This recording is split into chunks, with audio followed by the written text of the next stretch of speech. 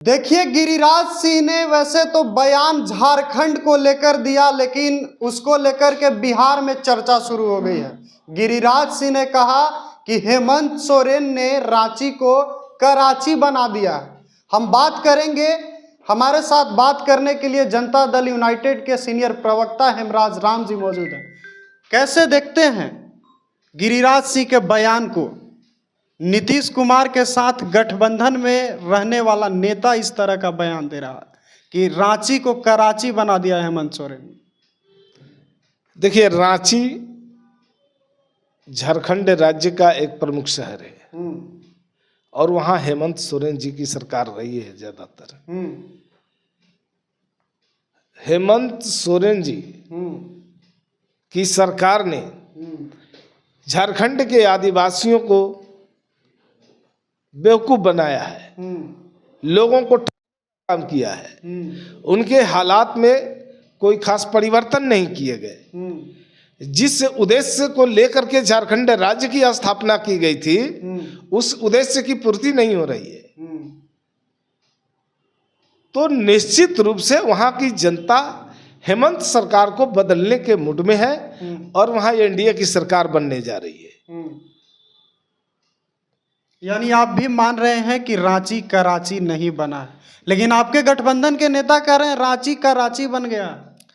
अरे, वो रांची और कराची से मतलब नहीं है। सीधी सी बात मैं बोलता हूँ, कोई अपनी भाषा में क्या बोल रहे हैं उसका जवाब दे वो खुद है। वो क्या बोल रहे हैं? गिरिराज सिंह की भाषा मर्यादित है या अमर्यादित है? सर, सीधा सवाल। सबसे बड़ी बात है, आप हमसे जब सवाल कर रहे हैं तो जनता दल के एक प्रवक्ता के हैसियत से मैं साफ तौर पर कहता हूं कि झारखंड में हेमंत सोरेन जी की सरकार ने वहां की जनता के साथ धोखा किया है, फरेब किया है, जनता को ठगने का काम किया है। इसलिए इस चुनाव में वहां की जनता हेमंत सरकार के खिलाफ मुड में है। सर, आप तो दूसरी बात बता गए। सर, हम गिरिराज सिंह के बयान पर सवाल कर रहे हैं कि आप भी मानते हैं कि रांची का रांची नहीं बना है, या आप भी गिरिराज सिंह के बयान से इत्तेफाक रखते हैं कि रांची का रांची बन गया है, या गिरिराज सिंह को अपने बयान में सुधार लाना चाहिए?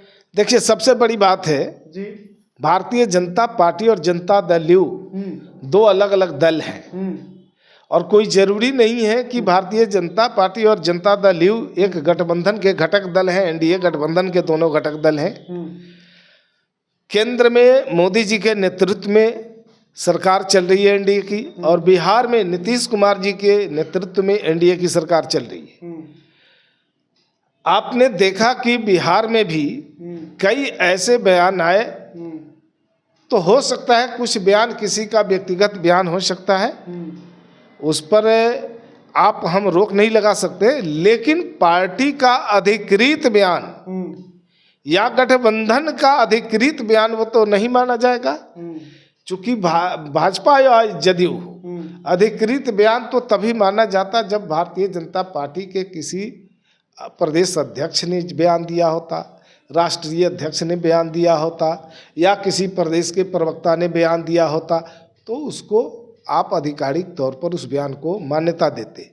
लेकिन अगर कोई लीडर, कोई साधारण कार्यकर्ता या कोई साधारण कार्यकर्ता है, सर गिरिराज सिंह गजब बात कर, वो अपने विभाग से संबंधित अगर वो कोई बयान देते हैं, वो केंद्रीय मंत्री हैं, माननीय मंत्री हैं केंद्र में, वो अपने विभाग से संबंधित किसी तरह की कोई बातें कहते हैं तो निश्चित रूप से वो जायज माना जाएगा।